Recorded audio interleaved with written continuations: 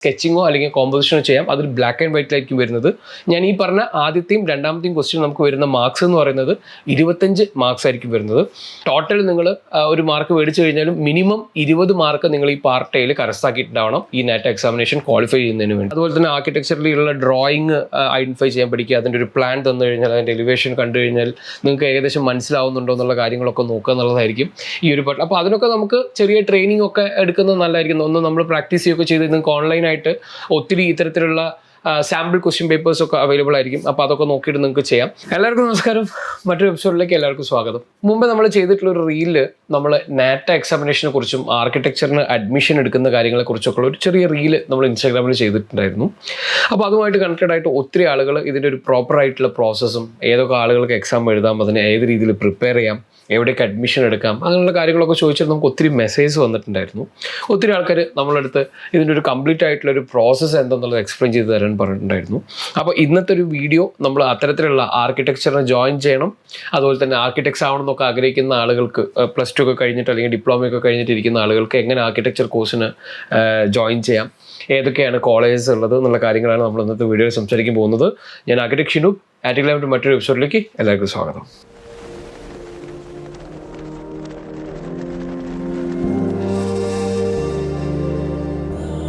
അപ്പോൾ ആദ്യമായിട്ട് ഞാൻ കേരളത്തിലല്ല ഇന്ത്യയിൽ ആർക്കിടെക്ചർ പഠിക്കണം എന്നുണ്ടെങ്കിൽ നിങ്ങൾ നാറ്റ എന്ന് പറഞ്ഞിട്ടുള്ള ഒരു എക്സാം ക്വാളിഫൈ ചെയ്യണം. National aptitude test for architecture. ആ ഒരു ടെസ്റ്റ് ക്വാളിഫൈ ചെയ്ത് അതുപോലെ തന്നെ നിങ്ങളുടെ +2 അല്ലെങ്കിൽ ഡിപ്ലോമ വിത്ത് മാത്തമാറ്റിക്സ് ഉള്ള ആളുകൾക്കാണ് ആർക്കിടെക്ചർ കോഴ്സിന് കേരളത്തിൽ അല്ലെങ്കിൽ ഇന്ത്യയിൽ ജോയിൻ ചെയ്യാനായിട്ട് പറ്റുന്നത്. അപ്പോൾ ആദ്യമായിട്ട് നമുക്ക് നാറ്റ എക്സാമിനേഷന് നമ്മൾ അപ്ലൈ ചെയ്യണമെങ്കിൽ അതിന് നമുക്ക് വേണ്ട ക്വാളിഫിക്കേഷൻസ് എന്തൊക്കെയാണെന്നുള്ളത് അറിയണം. നമുക്കറിയാം കേരളത്തിൽ അല്ലെങ്കിൽ ഇന്ത്യയിൽ +2 കഴിഞ്ഞ അല്ലെങ്കിൽ ഡിപ്ലോമ വിത്ത് മാത്തമാറ്റിക്സ് കഴിഞ്ഞ ആളുകൾക്കാണ് നാറ്റ എക്സാമിനേഷന് അപ്ലൈ ചെയ്യാൻ പറ്റുന്നത്. അതുപോലെ തന്നെ നമ്മൾ +2 എന്ന് പറയുന്ന സമയത്ത് നമ്മൾ ശ്രദ്ധിക്കേണ്ട കാര്യം എന്ന് പറഞ്ഞിട്ടുണ്ടെങ്കിൽ നിങ്ങൾക്ക് +2ൽ ഓവറോൾ 50% മാർക്സ് ഉണ്ടായിട്ടുണ്ടാവണം. അതുപോലെ തന്നെ നിങ്ങൾ +2 ബയോളജി അല്ലെങ്കിൽ computer science, physics, chemistry, maths എന്ന് പറഞ്ഞാൽ അതായത് PCM ഇതിന് നിങ്ങൾക്ക് അഗ്രിഗേറ്റ് എടുത്തു കഴിഞ്ഞിട്ടുണ്ടെങ്കിലും 50% മാർക്ക് ഉണ്ടായിട്ടുണ്ടാവണം. നിങ്ങൾ +2 കംപ്ലീറ്റ് ചെയ്തിട്ടുണ്ടാവണം. എന്നാലാണ് നിങ്ങൾക്ക് ഈ നാറ്റ എക്സാമിനേഷൻ അപ്ലൈ ചെയ്യാനായിട്ട് പറ്റുക. അതുപോലെ തന്നെ നിങ്ങൾ ഡിപ്ലോമ കഴിഞ്ഞിരിക്കുന്ന ആളുകളാണെങ്കിൽ ഡിപ്ലോമ വിത്ത് മാത്തമാറ്റിക്സ് അതിലും നിങ്ങൾക്ക് 50% മാർക്ക് ഉണ്ടെങ്കിലാണ് നിങ്ങൾക്ക് നാറ്റ എക്സാമിനേഷന് അപ്ലൈ ചെയ്യാനായിട്ട് പറ്റുന്നത്. അപ്പോൾ നമുക്ക് നാറ്റ എക്സാമിനെ കുറിച്ചിട്ടുള്ള കാര്യങ്ങൾ നമുക്കൊന്ന് നോക്കാം. ഞാൻ നേരത്തെ പറഞ്ഞിരുന്നു നാറ്റ എക്സാമിനേഷൻ എന്ന് പറഞ്ഞിട്ടുണ്ടെങ്കിൽ national aptitude test for architecture. ജനറലായിട്ട് നിങ്ങളൊരു ജനറൽ ആപ്റ്റിറ്റ്യൂഡും അതുപോലെ തന്നെ ആർക്കിടെക്ചർ എന്ന് പറഞ്ഞൊരു സബ്ജക്റ്റിനെ കുറിച്ചിട്ടുള്ള നിങ്ങളുടെ നോളജുമാണ് ഈ ഒരു എക്സാമിൽ എന്താ പറയുക ആ നോളജാണ് കൗണ്ട് ചെയ്യാൻ പോകുന്നത്. അതിൻ്റെ ബേസിസിലാണ് നിങ്ങൾക്ക് മാർക്ക് കിട്ടുന്നത്. അപ്പോൾ ഇതിൻ്റെ ഒരു മാർക്കിങ്ങിനെ കുറിച്ച് പറഞ്ഞു കഴിഞ്ഞിട്ടുണ്ടെങ്കിൽ 200 മാർക്കിലാണ് നാറ്റ എക്സാമിനേഷൻ നടക്കുന്നത്. ഇത് നിങ്ങൾക്ക് ഇപ്പോഴത്തെ ഒരു കോണ്ടെക്സ്റ്റ് എടുത്തു കഴിഞ്ഞിട്ടുണ്ടെങ്കിൽ നമ്മുടെ ഏപ്രിൽ 6 തൊട്ട് എക്സാമിനേഷൻ സ്റ്റാർട്ട് ചെയ്യും. അതുപോലെ തന്നെ ഈ എക്സാമിനേഷന് 2 പാർട്ടാണുള്ളത്. 1.5 മണിക്കൂറായിട്ടുള്ള രീതിയിലായിരിക്കും നടക്കുന്നത്. ടോട്ടൽ 3 hours അല്ലെങ്കിൽ 3 മണിക്കൂറിലാണ് എക്സാമിനേഷൻ നടക്കുന്നത്.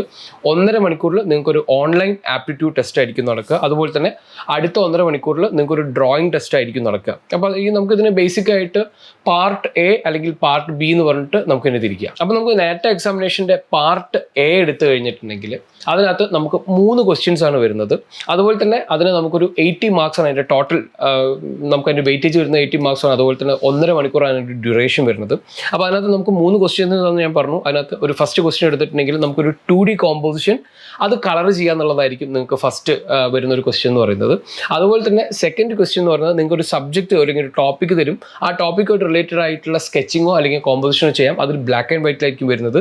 ഞാൻ ഈ പറഞ്ഞ ആദ്യത്തെയും രണ്ടാമത്തെയും ക്വസ്റ്റ്യൻ നമുക്ക് വരുന്ന മാർക്സ് എന്ന് പറയുന്നത് 25 മാർക്സ് ആയിരിക്കും വരുന്നത്. അടുത്തത് തേർഡ് എന്ന് പറയുന്നത് ഒരു രസകരമായിട്ടുള്ളൊരു സാധനമാണ്. ഒരു 3D കോമ്പോസിഷൻ എന്ന് പറഞ്ഞിട്ടുള്ള ഒരു കാര്യമായിരിക്കും വരിക. നിങ്ങൾക്ക് ഓൾറെഡി ഒരു കിറ്റ് തരും. നിങ്ങൾക്ക് എക്സാമിനേഷൻ നിങ്ങൾക്ക് ഒരു കിറ്റ് തരും.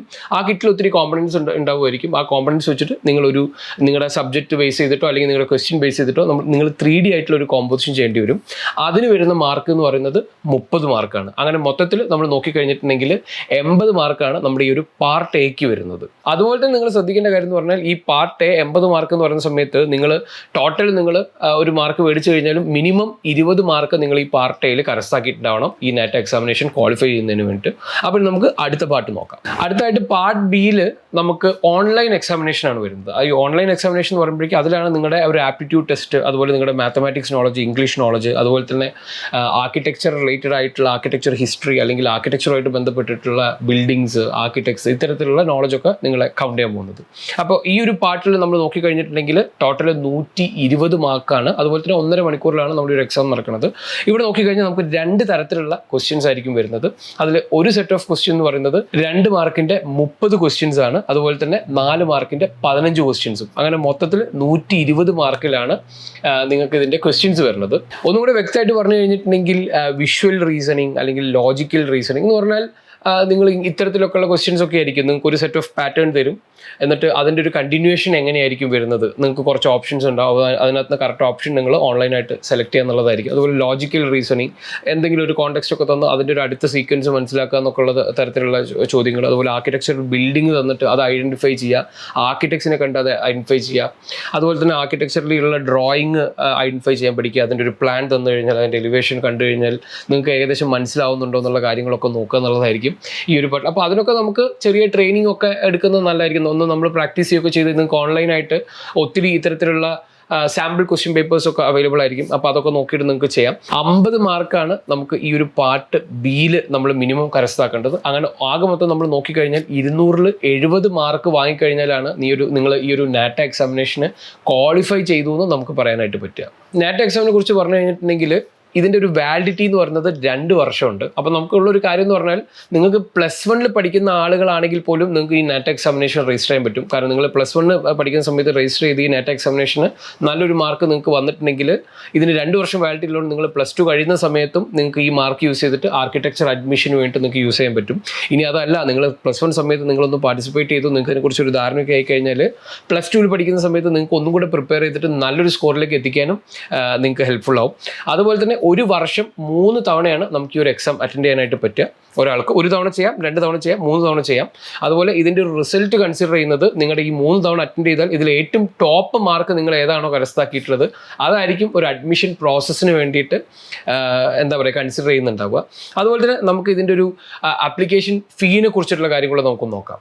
നാറ്റ് എക്സാമിനേഷൻ ഫീനെ കുറിച്ച് പറഞ്ഞു കഴിഞ്ഞാൽ അത് കുറേ തരത്തിലുള്ള രീതിയിലാണ് തന്നെ സ്പ്ലിറ്റ് ചെയ്തിട്ടുള്ളത്. അതായത് ജനറൽ കാറ്റഗറി, റിസർവേഷൻ കാറ്റഗറി, അതുപോലെ തന്നെ ട്രാൻസ്ജെൻഡർ കാറ്റഗറി, ഫീമെയിൽ കാറ്റഗറി എന്നൊക്കെ പറഞ്ഞിട്ട് പല കാറ്റഗറീസിനും പല പല ഫീസാണ്. നിങ്ങൾ 1 തവണ അറ്റൻഡ് ചെയ്യുന്നതിന് ഒരു ഫീസ്, 2 തവണ അറ്റൻഡ് ചെയ്യുന്നതിന് മറ്റൊരു ഫീസ്, 3 തവണ അറ്റൻഡ് ചെയ്യുന്നതിന് മറ്റൊരു ഫീസ്. ആ രീതിയിലാണ് പോകുന്നത്. അപ്പോൾ ജനറലായിട്ട് നോക്കിക്കഴിഞ്ഞാൽ നിങ്ങൾ ഒറ്റ തവണ അറ്റൻഡ് ചെയ്യാനുള്ള പ്ലാനിലാണെന്നുണ്ടെങ്കിൽ നിങ്ങൾക്ക് ജനറൽ വരുന്ന ഒരു ആൺകുട്ടിക്ക് വരുന്ന ഫീസ് എന്ന് പറയുന്നത് 2000 രൂപയായിരിക്കും. അതേ എക്സാം റിസർവേഷനിൽ വരുന്ന ഒരാൾക്കാണെങ്കിൽ, അത് ആൺകുട്ടിയാണെങ്കിൽ റിസർവേഷനിൽ വരുന്ന ആളാണെങ്കിൽ 1500 രൂപയായിരിക്കും വരിക. ഇതേ സാധനം ഒരു ഫീമെയിൽ കാൻഡിഡേറ്റ് ആണെന്നുണ്ടെങ്കിൽ 1500 ആയിരിക്കും. ഒരു ട്രാൻസ്ജെൻഡർ ആണെങ്കിൽ 1500 രൂപയായിരിക്കും വരിക.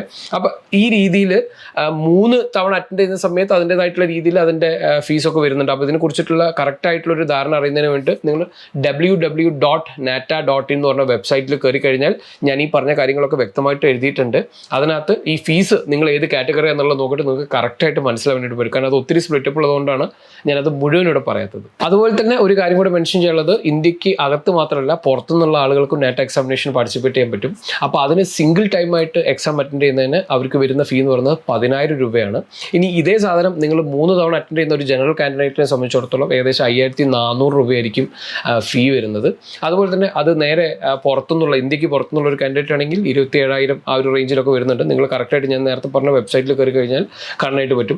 അതുപോലെ തന്നെ ഈ ഒരു എക്സാമിനേഷൻ്റെ റിസൾട്ടിനെ കുറിച്ച് പറഞ്ഞു കഴിഞ്ഞിട്ടുണ്ടെങ്കിൽ ഇത് ഓൺലൈൻ എക്സാമിനേഷനും നമ്മൾ ഈ ഡ്രോയിങ്ങും കാര്യങ്ങളൊക്കെ അപ്ലോഡ് ചെയ്ത് കൊടുത്തിട്ടുള്ളത് കാരണമായത് ഓൺലൈൻ എക്സാമിനേഷൻ്റെ എനിക്ക് തോന്നുന്നത് നിങ്ങൾക്ക് ആ സമയത്ത് തന്നെ അറിയാൻ പറ്റുമായിരിക്കും. ഇനി ഒന്നുമില്ലെങ്കിൽ ഒരു 1 വീക്കിൻ്റെ ഉള്ളിൽ നിങ്ങൾക്ക് ഇതിൻ്റെ മൊത്തം റിസൾട്ട് അറിയാനായിട്ട് പറ്റും.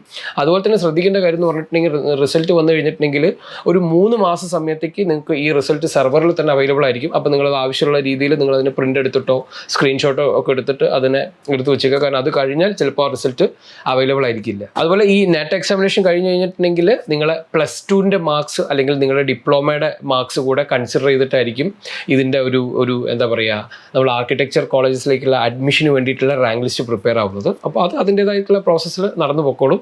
അതുപോലെ തന്നെ ഇനി കോളേജസിനെ കുറിച്ച് എടുത്തു കഴിഞ്ഞിട്ടുണ്ടെങ്കിൽ നമുക്ക് കേരളത്തിൽ 4 ഗവൺമെൻറ് കോളേജസാണ് നമുക്ക് ഇന്നുള്ളത്.